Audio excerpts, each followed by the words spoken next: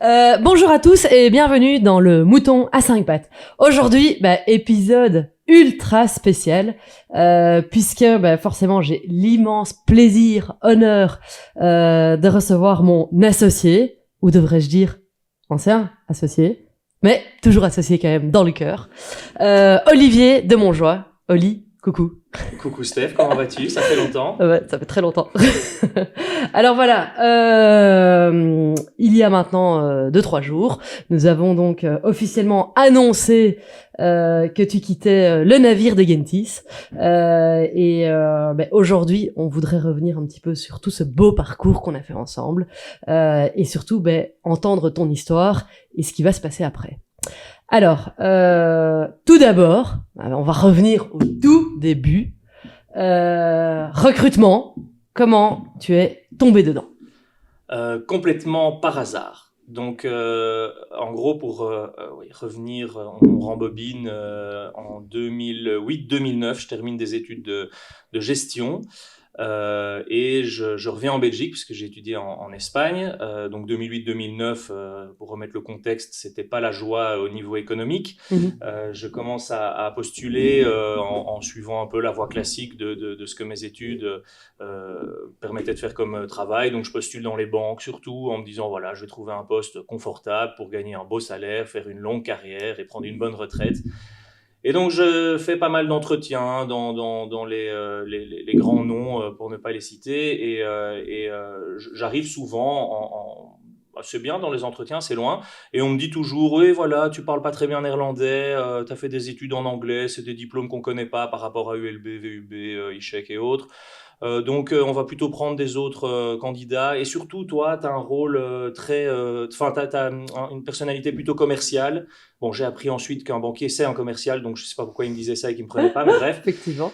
Donc, il me disait, tu devrais, c'est chez Euroclear, je me souviens, il m'avait dit ça, tu devrais te diriger vers un job plus commercial. Et je prends le métro en rentrant dans un de ces entretiens et je vois dans le journal Métro, justement, une annonce pour un job de recruteur. Alors voilà, vous aimez le secteur bancaire, vous avez un profil commercial, postulez chez nous, et tout ça écrit en anglais, qui était la langue de mes études.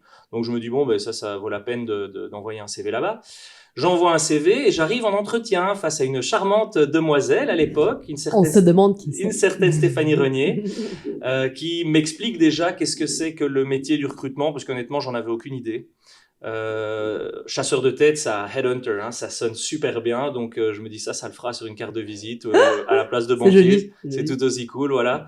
Et là j'ai été vraiment agréablement surpris déjà par ta personnalité à toi. Je veux dire, tu es quelqu'un pour qui on a envie de bosser. Je crois que les plus de 100 personnes qui sont derrière maintenant peuvent le confirmer. La dynamique d'une société de recrutement de manière générale, cet aspect assez, c'est pas compétitif, mais il y a quand même une dynamique autre qu'un travail en métro boulot dodo où les jours se suivent et se ressemblent. Et puis les interactions qu'on peut avoir dans ce métier, enfin la manière dont il m'a été présenté m'a vraiment emballé. Et donc j'ai accepté, j'ai signé, j'ai rejoint la Stéphanie Renier Team, comme je pense, comme premier employé, comme premier membre de ton équipe. Ouais, Voilà. t'es le premier. Et donc c'est là que ça a commencé. Et après un peu plus d'un an et demi, quelque chose comme ça. Ouais. C'était pas hyper facile au début puisqu'il fallait rentrer dans le moule d'un consultant en recrutement, prendre son téléphone, courir derrière les clients, courir derrière les candidats. Enfin voilà, ce métier qu'au final j'ai fini par adorer. Après un an et demi, de nouveau, cette certaine Stéphanie Renier est venue me voir avec un certain Farid El Machaoud et nous a proposé à Hassan et à moi-même de les rejoindre pour former à nous quatre notre propre société de recrutement. Et même si j'avais pas beaucoup de projets en sortant de l'UNIF, il y avait un truc que je m'étais dit, c'est que j'aurais aimé être entrepreneur un jour. Et du coup, ça se présentait à moi après un an et demi en tant qu'employé, avec des gens avec qui je m'entendais super bien, dans un métier que je commençais vraiment à apprécier et qui me réussissait plutôt bien. Et du coup, j'ai pas hésité longtemps et j'ai sauté sur l'occasion pour lancer avec vous trois Gentis. Et ça, c'est sûr que c'était une décision que je regretterai jamais de ma vie.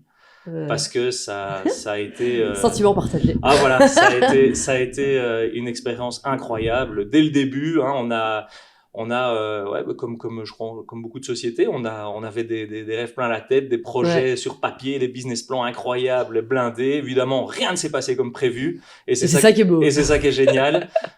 Surtout qu'on est encore là maintenant pour le raconter, hein, parce que malheureusement, ça arrive pas à toutes les boîtes. Non. Surtout au moment où on l'a lancé, voilà, c'était pas un contexte facile. Il y a eu entre-temps des histoires, enfin des contextes économiques dramatiques. Il y a beaucoup de sociétés qui se sont malheureusement plantées et Gentis a réussi à traverser tout ça. Donc oui, voilà, c'est comme ça que je suis arrivé dans le recrutement et puis que je suis arrivé chez Gentis. C'est clair. Alors, chez Gentis, on va pas se mentir, t'as un peu fait de tout, quoi. C'est-à-dire que je pense que là, autant t'étais consultant en recrutement chez dans notre ancien employeur, autant chez Gentis, t'auras quand même eu un peu toutes les casquettes, quoi. C'est vrai que je pense qu'à part nettoyer les toilettes, j'ai vraiment tout fait. Ouais, et encore, je crois qu'on et encore, ça a dû. Oui, j'ai collé des panneaux dans les toilettes pour dire aux autres de faire attention à la propreté. J'ai même fait ça, ouais. Non, c'est sûr, ça a commencé. Je me souviens encore que j'étais avec ma tenue en train de peindre les armoires les premiers jours de Gentis. J'ai fait du recrutement sur différents marchés. On a ouvert des marchés. Donc j'avais commencé sur la finance avec toi. Ouais. Et puis la construction, j'ai été team leader, c'est pas quelque chose qui m'a particulièrement réussi. Bon, c'est-à-dire qu'il y avait une très bonne ambiance dans l'équipe, mais pas beaucoup de billing malheureusement. Mais ouais, c'était la partie un peu plus commerciale. Et puis un moment, et c'est ça que j'ai adoré aussi, c'est que dès que j'ai voulu un peu changer, faire autre chose, on était toujours dans une dynamique où on s'écoutait et on se permettait les uns les autres d'aller dans des directions pour explorer des fonctions. Donc je me suis un peu occupé de la gestion administrative, même un peu financière, facture, rappel de paiement, mais aussi compta analytique, les business plans des nouvelles boîtes, enfin toutes des choses comme ça que j'ai pu faire pour finir sur Hire Me /Wiggly dans la gestion d'un projet informatique, travailler avec des développeurs, devenir product owner. Donc oui, là, on peut dire que j'ai une belle petite collection de casquettes là sur ces 12 dernières années. Au final, c'est quelle casquette que tu auras préférée? Je pense que c'est difficile d'en donner une en particulier, mais c'est celle que j'avais quand on était assis à 4 autour de la table en se disant, OK, qu'est-ce qu'on a fait et qu'est-ce qu'on va faire? C'est celle il y a rien à faire, c'est celle d'administrateur de manière générale. C'est la plus agréable. Tu as une vue hélicoptère sur une entreprise, tu peux te permettre d'essayer des choses à un niveau ultime dans l'entreprise, il n'y a rien à faire. Quand t'es commercial, t'es cantonné dans une fonction. Quand t'es admin ou quand t'es financier, t'es cantonné dans une autre. Donc là, t'as vraiment cette vue sur tout et ça te permet de toucher à tout et c'est celle que je préfère, clairement. Ouais. Ok, et alors, c'est vrai, parce que, bon, alors on va pas refaire toute la rétrospective, mais je me souviens de quand on a signé tous les contrats pour l'ouverture à Casablanca, où on avait pris des photos, sur la digue, l'ouverture des bureaux, ça restera aussi, à chaque fois un grand moment d'émotion. Mais au final, on arrive tout doucement vers 2020, la crise, forcément le Covid tape au mois de mars. Et là, en fait, qu'est-ce qui se passe dans ta tête? Pour avoir toute l'histoire, il faut remonter bien avant 2020 en fait. Moi, j'ai toujours adoré la nature de manière générale. Ça peut paraître un peu bateau, mais voilà, il y a des petits enfants. J'ai 2 petits garçons. Quand je leur demande ce qu'ils vont faire, c'est un peu plus classique. Ils me disent qu'ils vont être pompiers, policiers, astronautes ou un mix des trois. Moi, déjà tout petit, c'était, je sais pas comment à cet âge-là, je savais même ce que c'était, mais je disais que je voulais être ingénieur agronome. Et puis je pense qu'un peu comme tous les rêves d'enfants, on met ça un peu entre parenthèses, on se tourne vers des études un peu plus mainstream parce qu'il y a une pression sociale ou parce qu'on oublie ce dont on a envie quand on est enfant. Et bref, donc j'ai fait les études de gestion et je suis arrivé, comme je l'ai expliqué, dans le recrutement, chose que je regrette pas du tout, mais j'y suis arrivé parce que je cherchais un boulot un peu plus général et qu'avec un diplôme de gestion, j'allais pas me lancer dans l'agriculture, ça c'est clair. Et je pense que je dirais pas que le Covid a été un élément déclencheur. Moi, je crois que c'est plutôt justement mes enfants qui, en grandissant, ont commencé à me demander qu'est-ce que je faisais comme métier et à commencer à me dire ce qu'eux voulaient faire comme métier. Et c'est là que j'ai commencé à me rappeler ce que moi j'avais comme envie à ce moment-là et à me poser la question de me dire tiens, mais pourquoi est-ce que je l'ai pas fait et bon ça voilà, on sait pas revenir en arrière, mais et pourquoi est-ce que je le ferais pas en fait? Et puis le Covid est venu ajouter un peu de l'huile sur cette espèce de petit Ouais. feu qui commençait à brûler dans un coin de ma tête, à se dire tiens, à quoi ça tient finalement? Tout peut basculer du jour au lendemain. On était coincés chez nous pendant des mois et des mois. Après de ça, il y a eu une guerre. Enfin, mais quoi, si on fait pas ce qu'on a envie dans la vie ou ce dont on a rêvé, surtout si on peut se le permettre, c'est quand même dommage. Et c'est là que quand on s'est assis ensemble aux 10 ans de Gentis et que je me souviens que la phrase c'était voilà, ça fait 10 ans, on va parler des 10 prochaines années. Et là, je me suis dit, tiens, j'approche la quarantaine, hein, je suis encore très jeune, donc je ne l'ai pas encore, mais et je me suis dit, dans 10 ans, je serai quand même proche de la cinquantaine. Et là, il y a plus de changement de carrière. Je pense qu'à 50 ans, enfin, je veux pas décourager ceux qui approchent la cinquantaine, il est toujours temps, évidemment, mais je me suis dit, s'il y a bien un moment où on peut faire quelque chose et donner une nouvelle impulsion, et parce qu'en plus, il y a une crise qui porte ce nom, c'est la crise de la quarantaine, c'est d'aller tout changer. Et donc, je me suis dit, il faut que je leur dise que j'ai cette idée dans un coin de la tête et que je dois être honnête avec eux. Moi, je ne pense pas que je serai encore à 100% dans Gentis avec autant d'envie et de motivation que eux ont, parce que je voyais, je vous vois toujours avec cette énergie incroyable. Et donc, je dois leur faire part de ça. Et c'est pour ça que je vous ai annoncé ça à ce moment-là. Et le fait de le dire en plus, ça m'a fait du bien parce que ça m'a permis de concrétiser ce truc. Et ça m'a mis une petite pression aussi. Voilà, maintenant, j'ai lancé le pavé dans la mare, maintenant il va falloir suivre. Et depuis ce moment-là, je l'ai pas regretté une seule fois. J'ai commencé à faire toute une série de formations pour pouvoir justement aborder ce nouveau métier. Et puis on a eu les discussions qu'on a eues, on a fait les démarches qu'il fallait pour faire en sorte que ça se fasse. Et vous avez fait tout pour que ça puisse se faire de manière à ce que voilà, je puisse prendre mon envol. On est justement dans une salle avec plein d'oiseaux sur les murs, du coup c'est une belle image. Et c'est ça qui est génial. Donc de A à Z, j'ai vraiment eu les associés parfaits parce que on a à quatre construit quelque chose, toujours là pour s'entraider, se pousser, se remettre sur les rails quand l'un ou l'autre allait moins bien ou voilà avait besoin de changer de fonction. Et puis même quand il était question de partir et d'aller faire complètement autre chose, de faire en sorte que ça puisse se faire pour le bien de celui qui le voulait comme pour le bien de la boîte. Donc Ah mais c'est clair que nous on t'aurait jamais laissé partir. Mais bon, il y a un moment donné où on peut pas te retenir de force non plus et on est super heureux que tu fasses aussi, que tu réalises ton rêve. Alors, mais donc du coup, à partir du moment où tu nous l'annonces, de ton côté, comment ça se passe d'un point de vue, on va dire logistique, organisationnel, les études, voilà, ouais. les prochaines étapes dans cette préparation de nouvelle vie, quoi, dans cette transition. Donc, c'est quelque chose qui se fait pas du jour au lendemain. C'est pas comme si je vous avais dit, j'en peux plus de voir vos têtes, je vais aller travailler dans une autre boîte, faire la même chose. Ça aurait été beaucoup plus rapide, ce serait probablement moins bien Ah oui, là, passé. là, ça a quand même pris 3 ans, mais au moins. Ça serait jamais arrivé. Oui, ça a pris pas mal de temps, bon, parce qu'il y a eu, il y avait d'autres choses à gérer que mes envies personnelles, on va dire, pendant ces 3 ans. On sort quand même de quelques années très particulières. Mais moi, concrètement, je me suis dit, ok, j'ai fait, ça fait 10 ans que je suis là. J'ai un devoir et une envie de faire en sorte que cette transition se passe bien. Donc, je suis clairement resté très concentré sur mon travail chez Gentis/Wiggly. Et en parallèle de ça, j'ai commencé à regarder tout ce qu'il fallait que je fasse pour que le jour où on arrivait à un accord, je me doutais bien que ça allait aller assez vite, il fallait que je sois prêt. Je recommence pas à zéro à faire des études. Et donc, j'ai commencé à me renseigner. Donc, pour resituer, enfin, pour expliquer un petit peu plus concrètement, moi, je vais devenir agriculteur. Je vais faire pousser du houblon. C'est une culture quand même assez particulière, qui est pas très, très développée en Belgique, malgré le fait qu'on utilise beaucoup de houblon dans les brasseries. Donc, c'est un peu ça l'idée aussi, hein. Voilà, le coup du Covid qui nous a fait nous rendre compte qu'il fallait un peu relocaliser les productions, je me suis dit, tiens, si on a une autre crise et qu'on ne produit pas de houblon en Belgique, il n'y aura plus de bière, c'est dramatique. Je vais sauver tous les buveurs de bière en produisant du houblon belge. C'est important en Belgique, quand oui, même. Évidemment, je pense aux autres. C'est super important. Et du coup, je me suis renseigné, j'ai été faire une formation en partie en distanciel et puis certains week-ends en Alsace pour apprendre tous les secrets de la culture du houblon. Et puis en cours du soir aussi à Jean Blou, donc il y a en fait dans le métier d'agriculteur, il y a une espèce d'accès à la profession.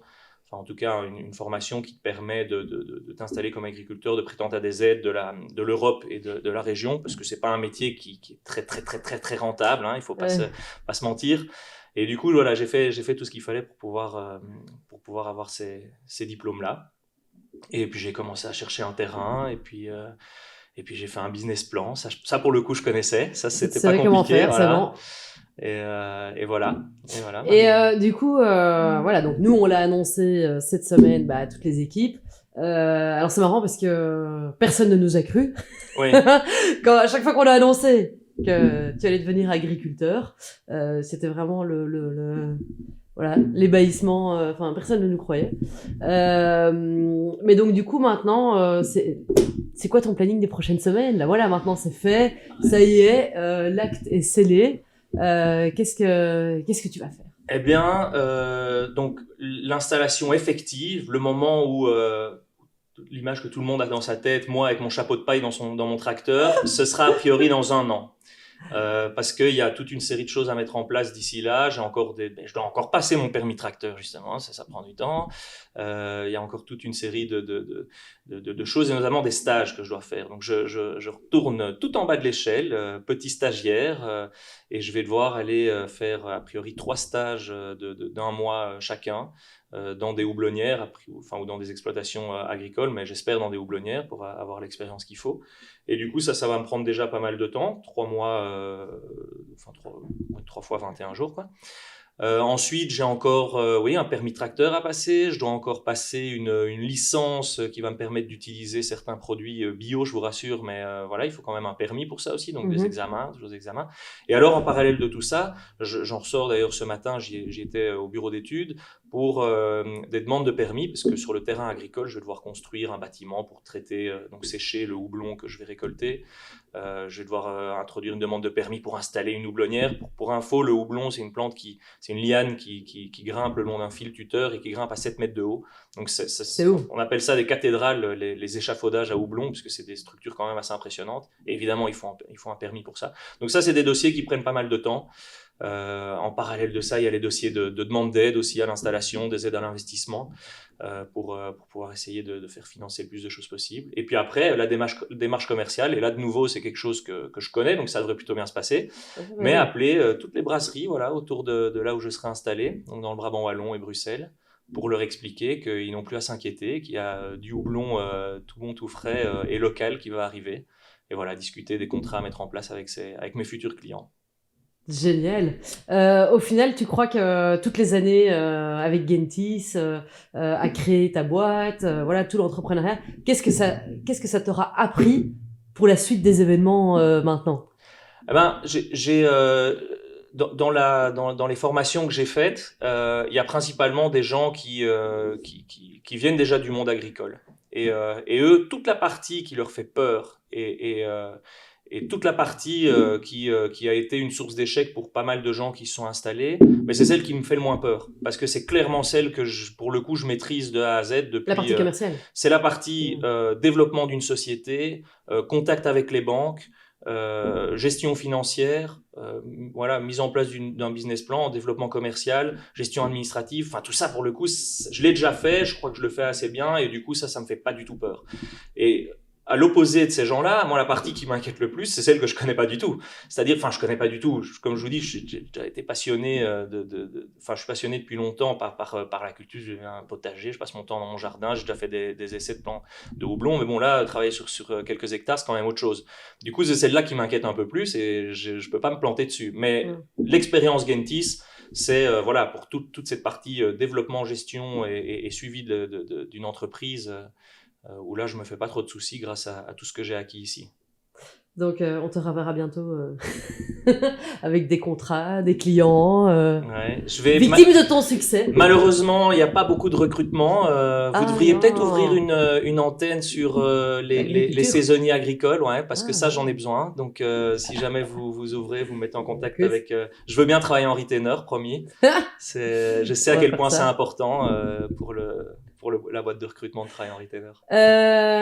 À toutes les personnes qui étaient un peu dans ton cas, c'est-à-dire les entrepreneurs, les employés, enfin en gros à toutes les personnes qui ont envie de se reconvertir et de réaliser leurs rêves, t'as envie de leur dire quoi?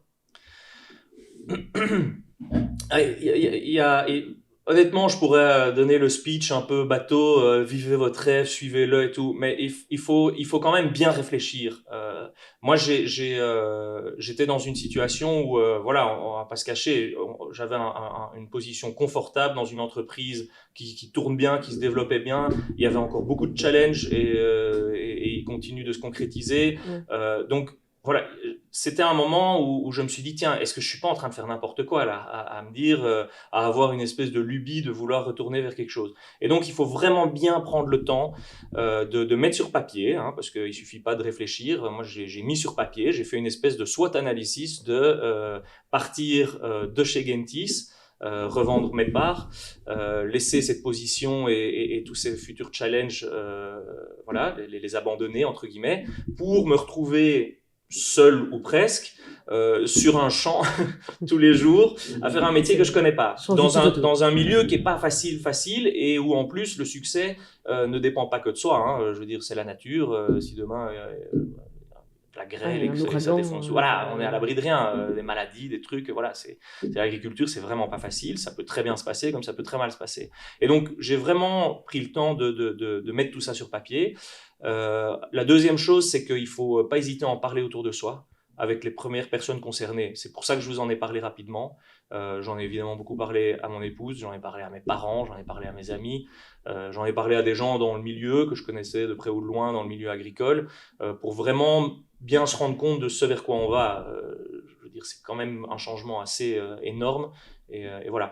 Et puis après, la troisième chose, c'est, je vais en revenir à mes business plans et ma gestion financière, c'est de se rendre compte, est-ce qu'on peut se le permettre?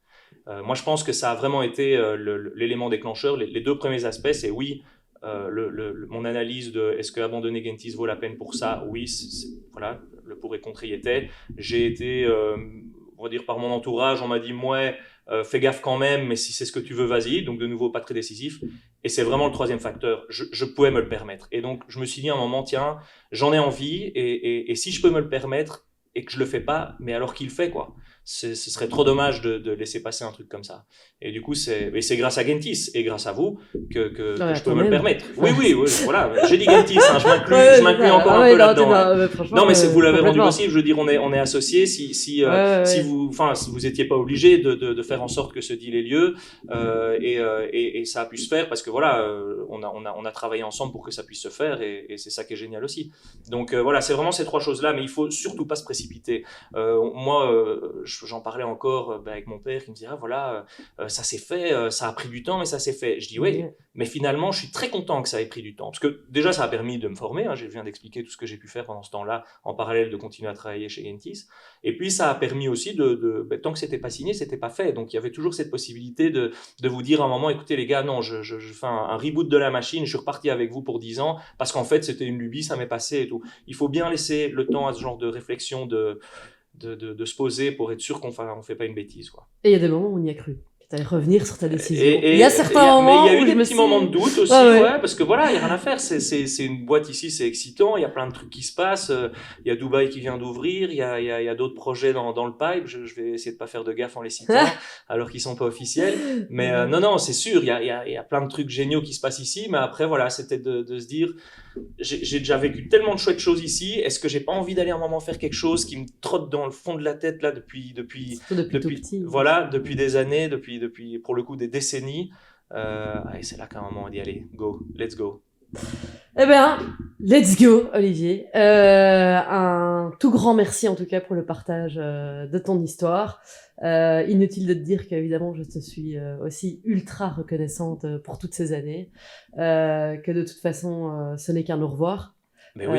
On reste en contact. De toute façon, on habite pour le coup, à 1 kilomètre l'un de l'autre. Ouais. Donc de toute façon, voilà, les petits lunchs peuvent continuer. Et en tout cas, au nom aussi de Farid et Hassan, on te souhaite tout le meilleur et que tout se passe bien pour toi. Eh ben, merci mille fois. Et moi, évidemment, je viendrai, quand j'aurai un peu trop froid sur mon champ, je viendrai me réchauffer au bureau, m'asseoir derrière un ordinateur, voir un peu comment ça fait.